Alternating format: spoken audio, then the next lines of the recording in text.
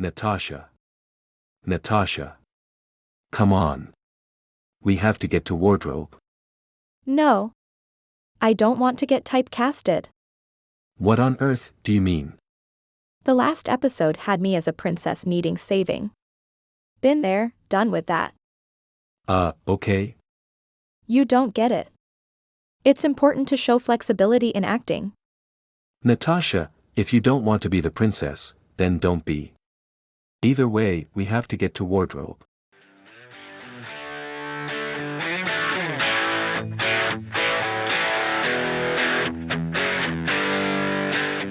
Welcome to Roasted Phoenix Game Review, where we review retro games for the modern times. I am your host Marcus. In this episode, we discuss Dragon Quest, one of the most classic role-playing games.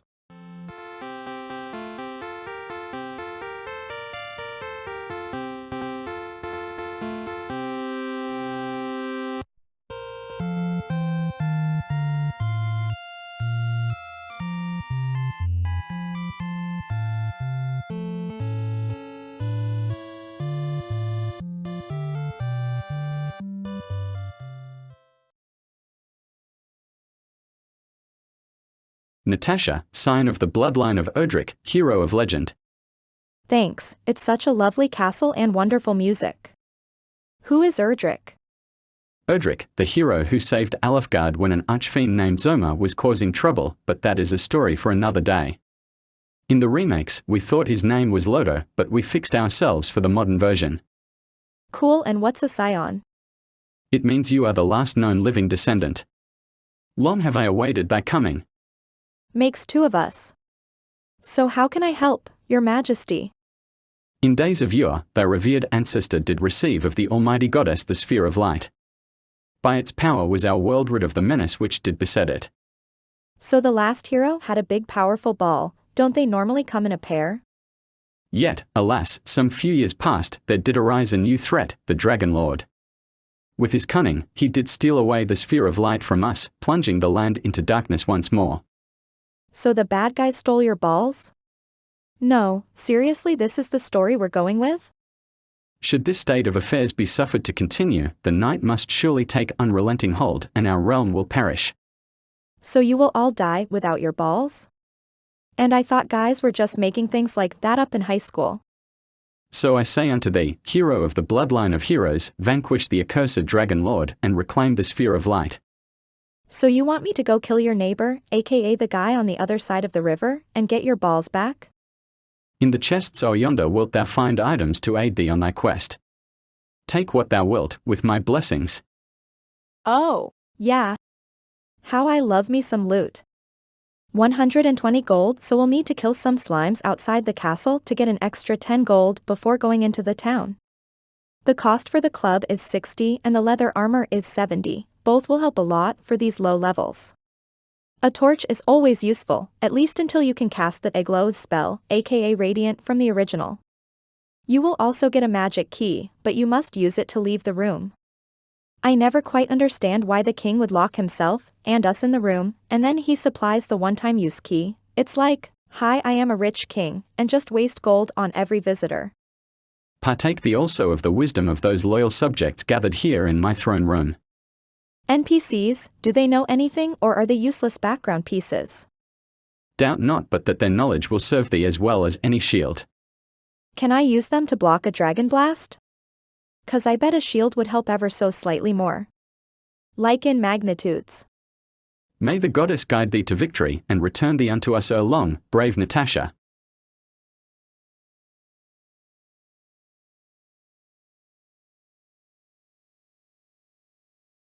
While Natasha is off gathering experience, working on those levels, I thought now would be a great time to discuss the availability of Dragon Quest. What is all the commotion? Do you have a problem, little snack? Oh, no problems, although I do not have any snacks. Whatever. Why are you making noise? I am just wondering how the game can be played today. The availability of Dragon Quest is somewhat limited for the North American audience, with the last release in September 2019, for the Nintendo Switch. This will be the main version covered in this video. As you can see from the eShop page, there are some screenshots as well as a brief text description. Please keep in mind that the eShop version is a license to play and not a physical cart. This means that there will be a point when the game will disappear, aka when the Switch eShop closes. As for a ballpark though, don't expect it to be for several years.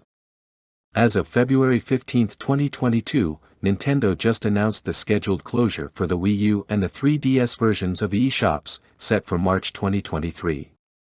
So, for $5 it is really a personal call, and for disclosure, I have bought all 3 of the remakes as a fan prior to making these videos. With Dragon Quest II at $6.50 and the third Dragon Quest for $12.50, the costs are reasonable.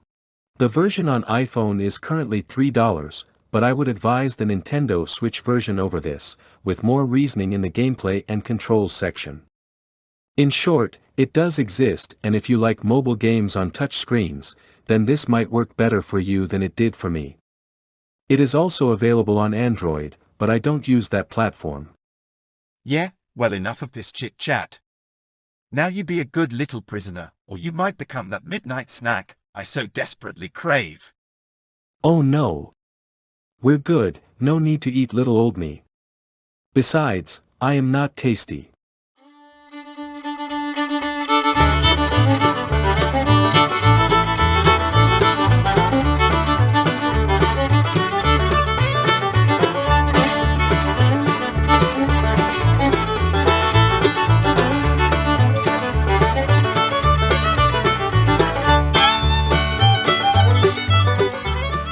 Open the door. I want to talk to the prisoner. Yes, my king.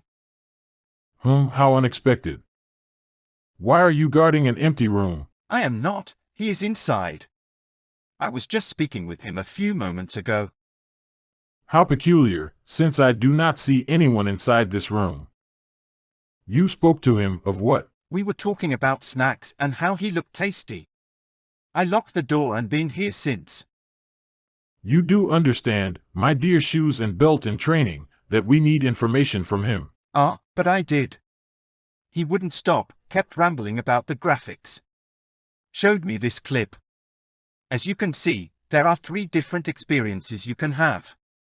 The top left shows the classic Nintendo version from 1989, the bottom horizontal version is from the Nintendo Switch and the vertical version on the right is from the mobile phone experience. While the graphics from the mobile and Switch version are remarkably similar, you will lose some screen space for the mobile control, aka you need to keep a finger on the screen to move. Don't worry, I will specify my finger of choice a little later in the show. Insert sadistic smiley face here. Both the mobile and the Switch look great, and the Switch is at least on paper listed as portable. I also can understand how incredibly impressive it is to get the level of audio in a NES cart back then versus the EasyPC just use a 24-bit MP3. My young ears didn't care back then, and even today I still prefer the old school. The differences are also clear as day when I look at the sound waves. The old school approach has a square audio pattern while the more modern audio is rounded and has less noticeable jumps.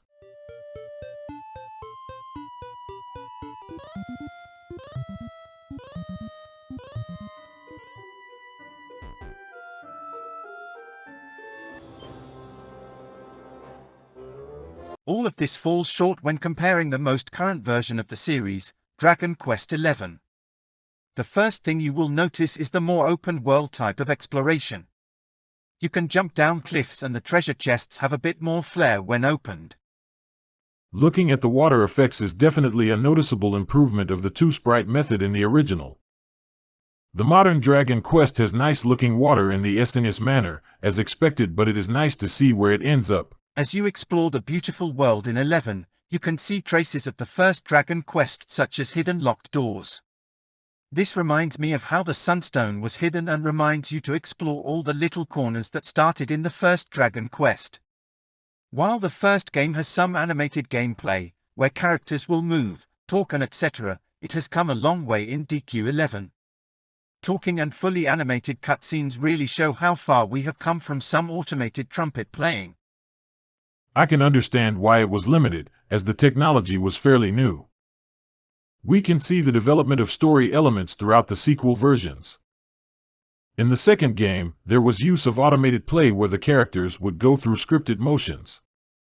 While still limited to the game assets, it did allow for a more complex story. As we can see here, there is a prologue story for the second game, and the player is able to get some background before they start the game. As for the type of content, while giving the first moments of the game, you can tell that is going to be a bit more involved than prior games. There simply is no way to put this but straight. You see your uncle, the king of Moonbrook, put down, in front of his daughter, your cousin, right before the place destroyed and set on fire. I swear, games were so much more awesome before the ESRB.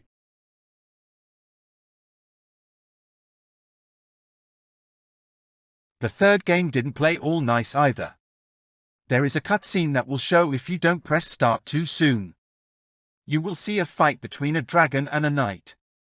Turns out that was your daddy who fell down the hole of fire, With the development of cutscenes really helped to make the game more immersive.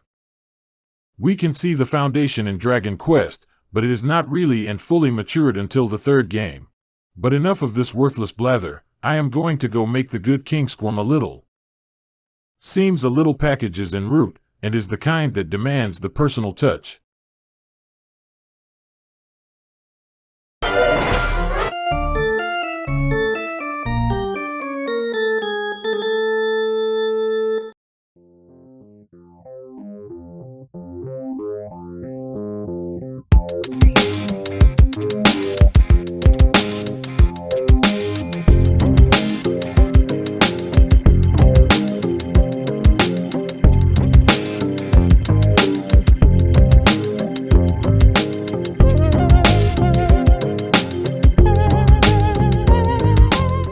Excuse me for barging in, but it seems your good dear hero has found herself fallen. The audacity, you fiend!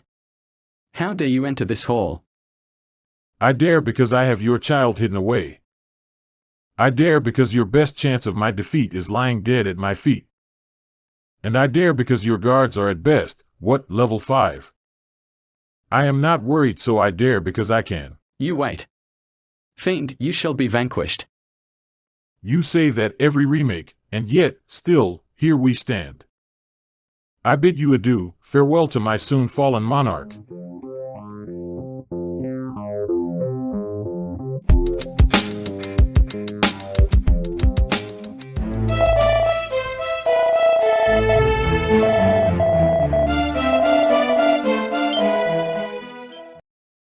Natasha, seriously, WTF? Went far, too far. Saw something shiny like gold, then got stomped. Hey, wait. Speaking of gold, where is half my money? The Dragon Lord took it, I guess. At least it is better than losing all your money or worse.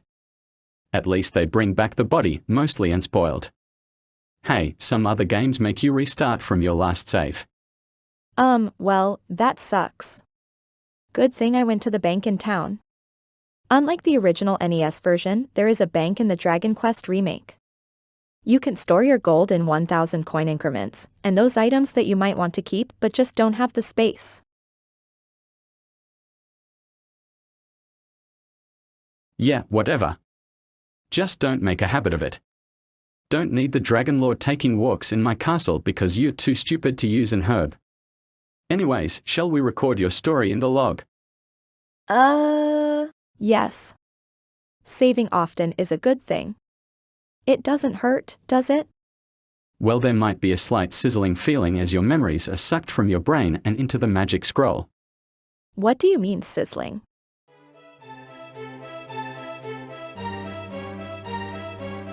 Can you believe that guy? Who? What do you mean? The Dragon Lord, how he just walked in here like that. Oh, that's right. I forgot you're new here. Let me fill you in on the story a little bit. The story is fairly simple. The hero fights for good, and charged by the king to restore peace to Olivgard. Sounds complicated. Did they write it down? Actually, they did write it down on a stone tablet, left it in a dungeon not too far. Well, at least that is convenient. There are NPCs, which will give you information and in general the basics of what would become the JRPG template. AKA, the go and fetch me some random item before I help you, because I don't care about the world, I need my harp, Erdrick's medal, and or whatever other piece of key item. It is important to remember that when the original game was made, memory space, i.e., how much actual code can you have for the game, was limited. This is easy to forget in a world with day zero patches, and that back then, you simply didn't have space for too many different things. In other words, the game will have a few quests, but not as many as would become standard for the series. But what about the grind? The random battles can be a bit much in the original. While the graphics and difficulty of the game have been adjusted, i.e. the grind is a little less, the story is the same. For those who played the original, you will find it remarkably familiar, but in a more visually stunning way, well at SNES level. For those who are new to the game, you will find a need to read the NPC text a bit more than in more modern games. There is no breadcrumb trail or logbook to tell you what to do. Instead, you will have to talk to the NPCs to get clues and explore. Yes, but for us, our lot is far easier. We stand here and do our Alefgard idol. Yes, the Alefgard idol.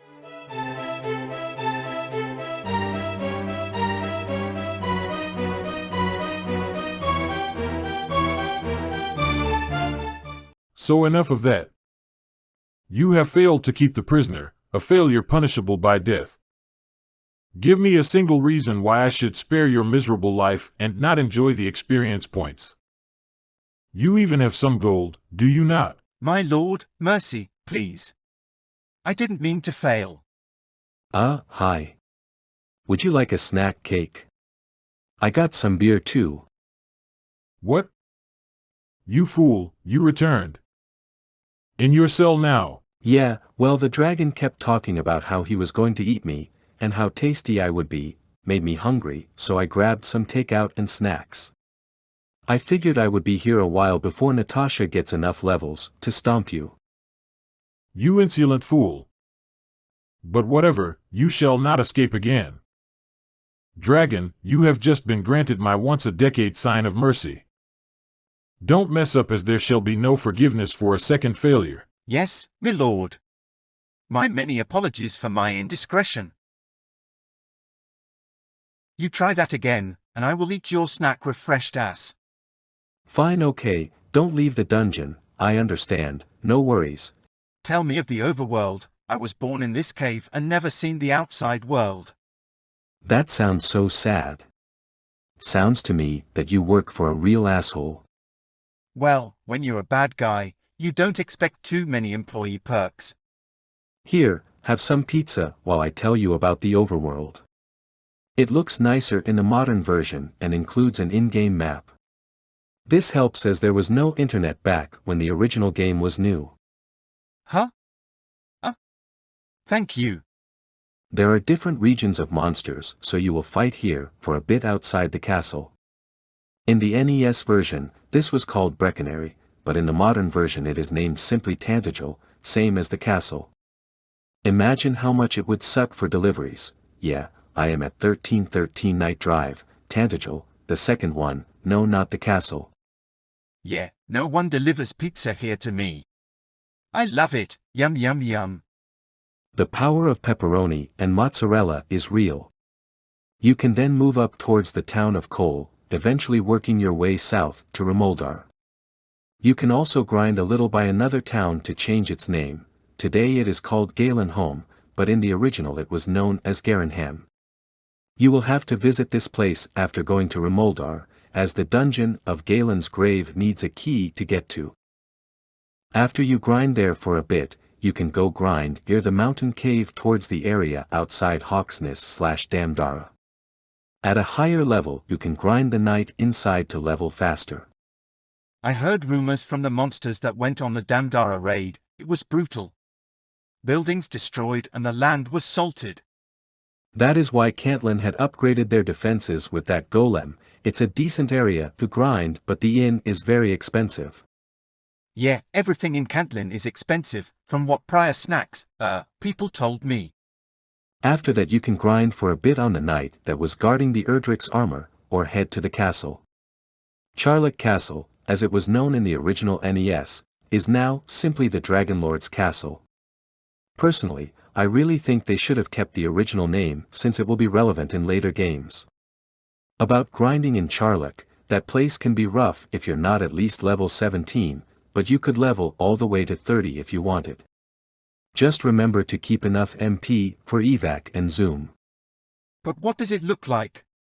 The graphics and feel of the overworld, it looks very Super Nintendo-like.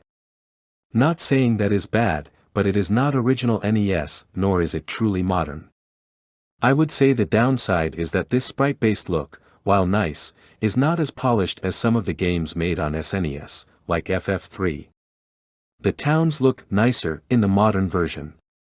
In the original game, they were all composed from the same collection of sprites, but with the more modern methods, each town has its own feel. It is also interesting to visit the towns after defeating the Dragonlord as the dialogues are updated. Sound like you have seen the future. Some of what you say sounds more hopeful than imminent. Well, this is a 35-year-old game, so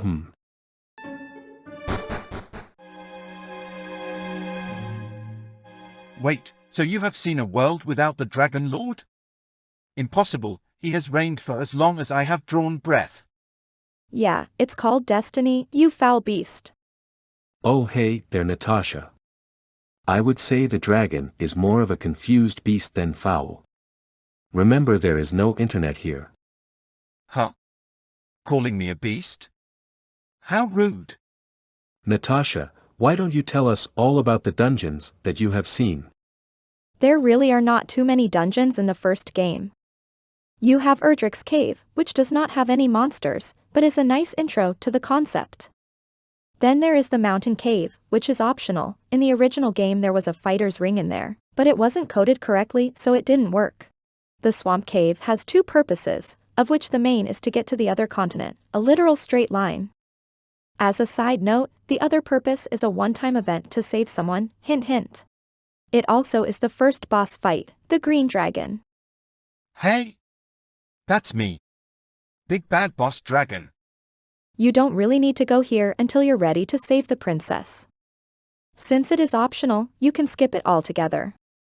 What do you mean by skipping it? You can't ignore me, I am Big Bad Boss Dragon. Do you know what that means? Yeah, about 30 seconds of spamming attack, followed by some fanfare for the level up? Well, that's rude. You will visit Galenholm Grave. This is a mandatory dungeon as you need the item from the basement levels.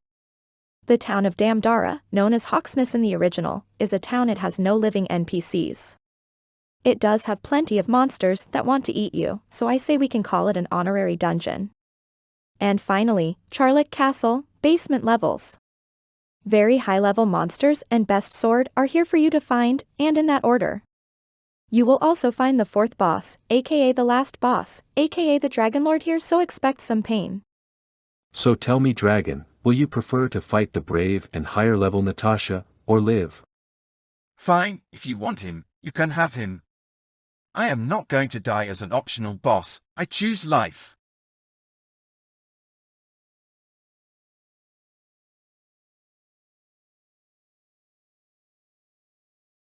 Hail my king, I come with glad tidings, and the recovered prisoner.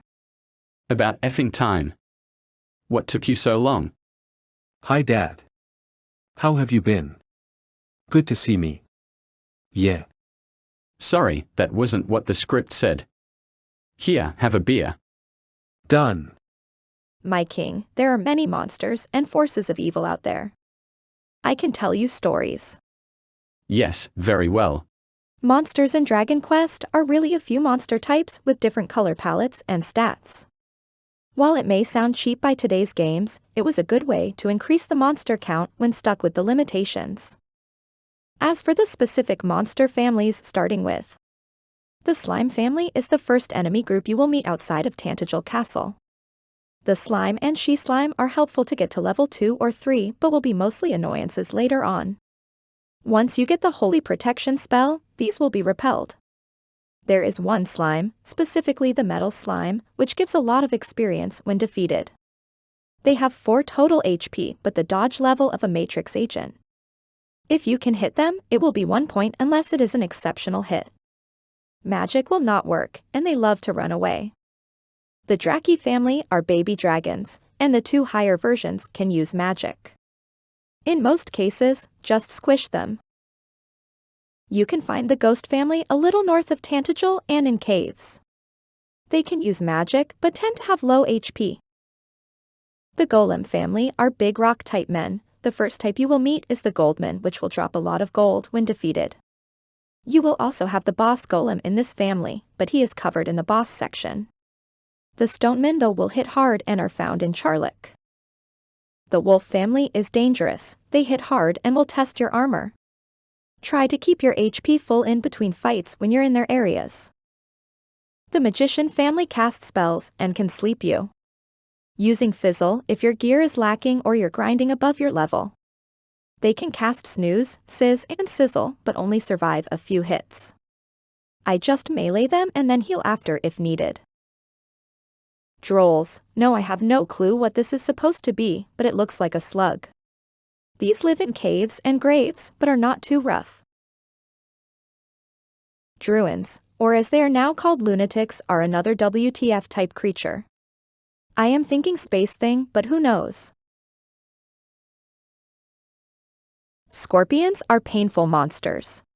They will hit hard when you first meet them, so blasting them with Sizz is not a bad idea. The Knight family hits hard, and some can cast Sleep, so be careful. You will find one of them as a guard for the Erdrick's armor, but they will also be random encounters throughout the lower areas and in Charlock Castle. Sizz and Sizzle them when you see them. Dragons come in 3 colors, and all can hurt you with their breath weapon. They have a regular attack which is not too bad, but the fire can hurt.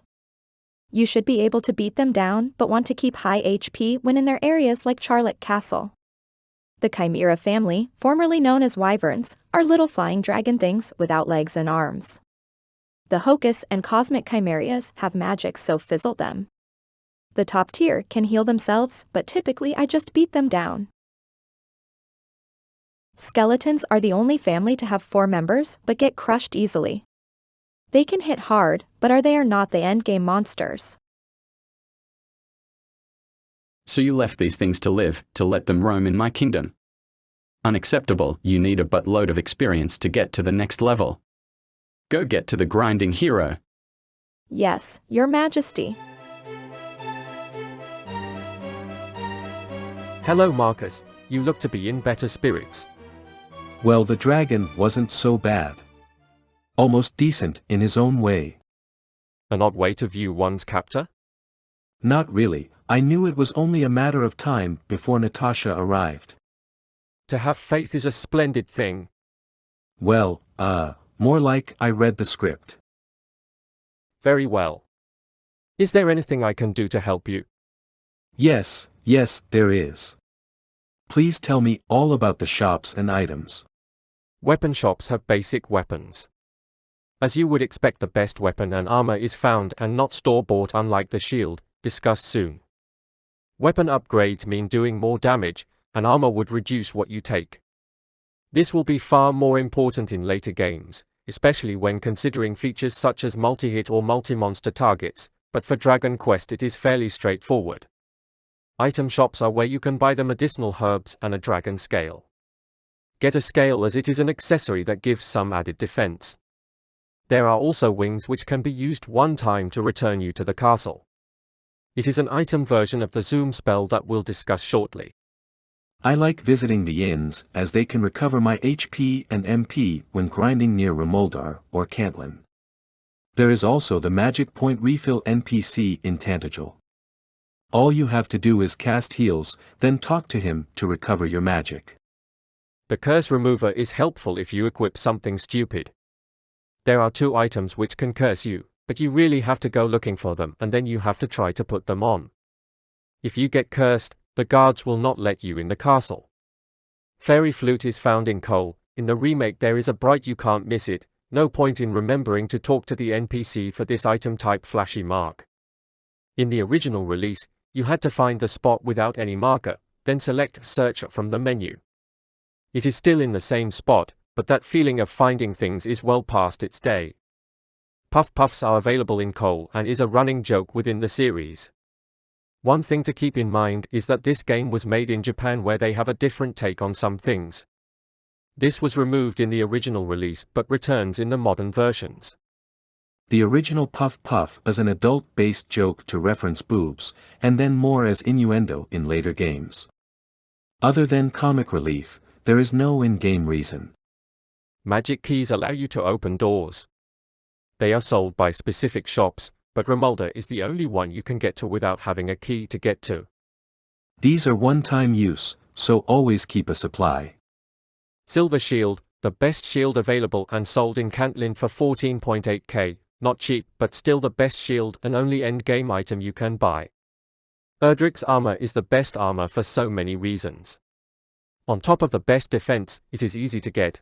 Erdrick's sword is the best sword in the game but is hidden deep in Charlock Castle. You can search for it once you can enter the castle. At lower levels you might have to run from everything and bring herbs. If you have a lot of gold, you might want to put it in the bank. A nice feature of the modern version that the original did not have. Erdrick's medal is used to prove that you are descended from Erdrick. How it does this is a mystery since it is found randomly in the world. There was no test or anything to really say the owner has any relation. This is always in the same spot, and while Gwaelin's love helps you find it, it is not required for it to be there. Sunstone is one of the components to the rainbow drop. You can find this in Tantagel, but just takes an inventory slot until you are ready to have the drop made. Staff of Rain is given by an old man in trade for the Lyre of Ire. You can find that next to Galen's tombstone. Rainbow drop is created by an old man with the Staff of Rain and Sunstone. This is needed to create the bridge needed to get to Charlock Castle. Sphere of Light, aka the magical and portable sun. Something that I didn't really think about too much when I first played through the Erdrick series, is that the world you play for the first 2.5 games, is actually a subterranean world. That's right. Elfgard and all the people live underground. In Dragon Quest III, and I will try to go through this as spoiler-free as I can, but at a certain point you defeat a boss. When this happens, it starts the second stage of the game where you jump into a big pit. Elfgard is at the bottom of the pit, and this is all explained simply enough in the game. When you defeat the boss here, it closes the pit you jumped in through. Not only trapping you here, which is a story I will go into for the Dragon Quest III video, but it also means no sunlight. While I would admit this sounds odd, it does make sense when you remember that there is no daylight in Elfgard in DW3 unlike the other world, and everyone is worried that Elfgard is falling into darkness in Dragon Quest. This all started and was explained in the very first dialogue. So, this is without a doubt, the most complicated item in the game. Wow, that is some awesome stuff. I should go find Natasha and let her know.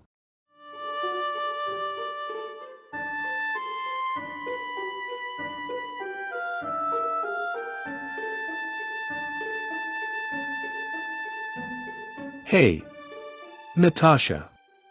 Hi, there Marcus, what is it? I have to get back to leveling up before the king yells at me again. Okay. I had some information on the items you might want to know about. Thanks, but I really am focused on mastering the magic system. Nice, what can you tell me about it? Dragon Quest has a limited magic system that covers the extremely basic elements. There are 10 spells. The first spell you get is at level 3 called Heal. As you would expect, it recovers a minor amount of health. Best used outside of fights and use herbs when your health is low in a fight. You will always want some herbs on hand, as they can be really helpful when you run out of MP. Your first attack spell was literally named Hurt in the original release. It has been renamed to Sizz in the remake. They renamed Sleep to Snooze, but same effect of knocking out the enemy. The Radiant spell is now called Glow, which gives more light than a torch but will fade over time. When fighting magic users, you can prevent them from casting with Fizzle. The spell Evac will get you outside, useful when you need to escape a dungeon. The Zoom spell will let you return to Tantagel Castle from any outside area. In later games, you can select the location you teleport to, but in this game, there is only the one spot. To keep weak enemies away from you, you can cast Holy Protection to repel them. When you hit level 17, you will get the second healing tier, known as mid-heal. This will be helpful in fights and considered mandatory for fighting the Dragon Lord. And the last spell you will get, the second tier attack spell, was called Hurt More. So, now it is Sizzle. I am not going to lie, I find the original names better. They are very campy, and the changes don't really seem to add much in my opinion. As for the list, I see what you mean. Several utility options, combined with some healing and damage, is not a bad set. In later games, we will see more specialized magic spell lists, but for this game, what we get is workable.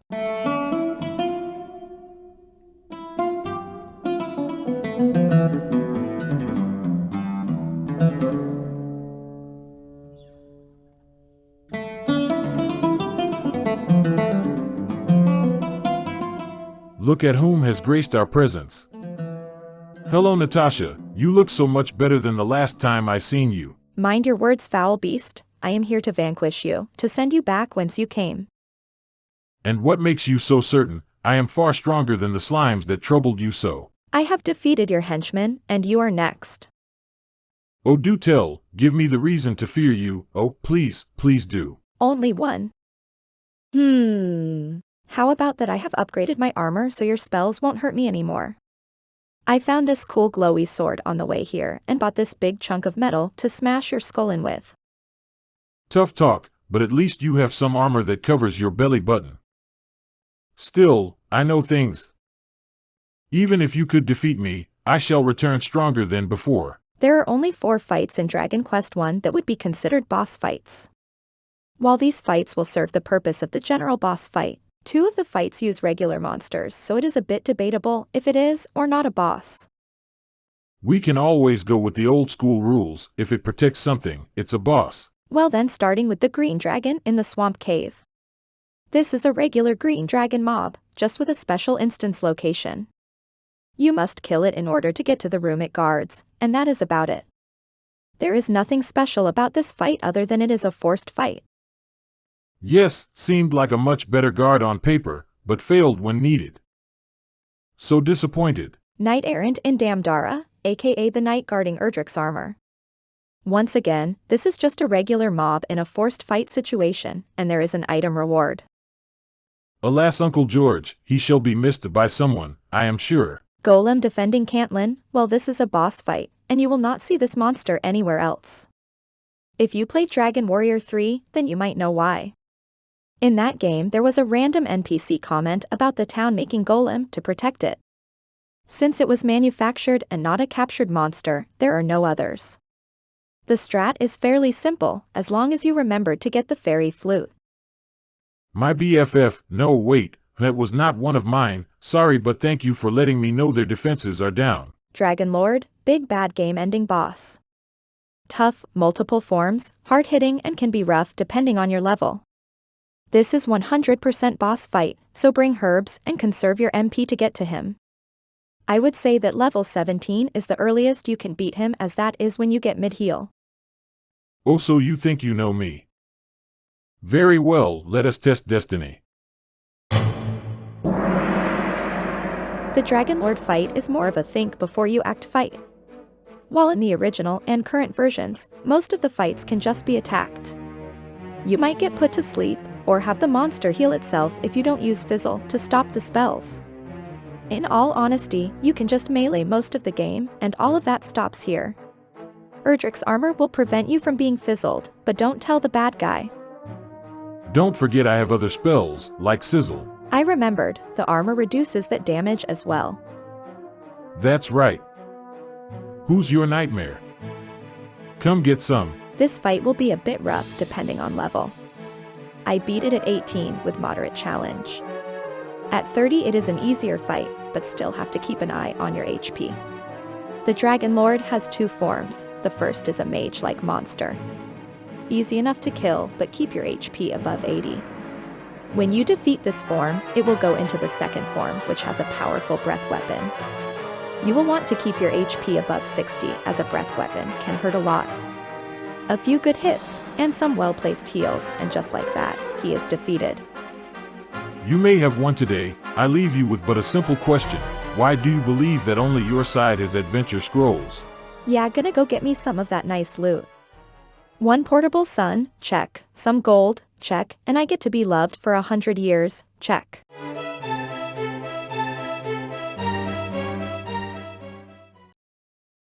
My lord, I return victorious. The Dragon Lord has been vanquished, I have rescued your balls, and light has been restored. You are truly the hero we hoped for. Our many thanks. I would offer you my kingdom as reward, but I know you are too modest to accept. Well, being a ruling queen does sound interesting. Natasha, if you want a kingdom, then go get your own. Well, I was only being polite. It would be rude to flat out just say no. I am so glad that we are done here, now. Guards, clear the room. Yes, me lord. Yes, my lord.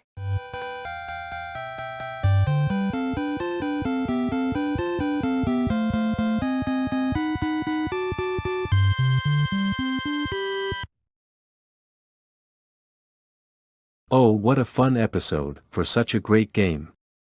Agreed.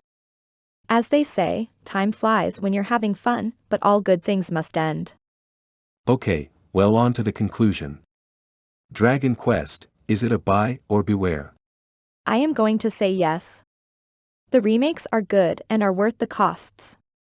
I am a little concerned when I see the price for the physical collection is still at full $60 price, but the downloads are cheap. I have a certain preference towards the physical media, just on how the online stores are not as reliable as a cartridge. The pros are that it is an easy and intuitive game. The cons are unfortunately also notable. It is the game that helped in defining the genre, which also includes some of the issues such as random battle overload.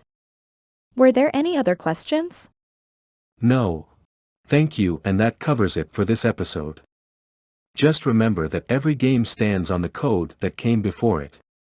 Also remember to like, share and subscribe. Please check roastedphoenix.com for more information.